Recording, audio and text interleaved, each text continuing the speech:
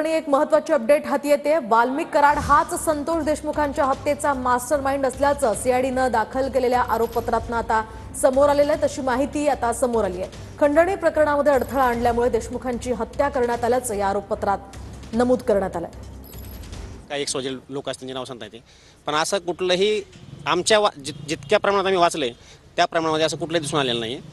आणि ही जी news channel चालवते हे कुठल्या आधारावर चालवते याच्याबद्दल आम्हाला काहीच कल्पना नाही। चार्जशीट वाचले म्हणजे ना नाही चार्जशीट वाचले म्हणजे 750 चार्जशीट काय आम्हाला लगेच 4 तासामध्ये आणि 2 तासात वाचता येणार नाही।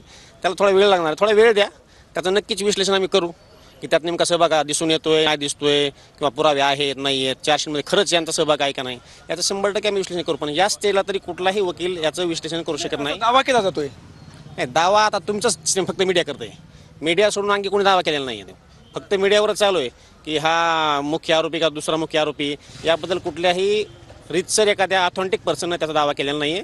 त्यामुळे त्या दाव्यावर माझा काही विश्वास नाही आहे। या प्रकरणात पाहिलं तर संतोष देशमुख खून प्रकरणामध्ये 3 अलग अलग गुन्हे दाखल करण्यात आले होते।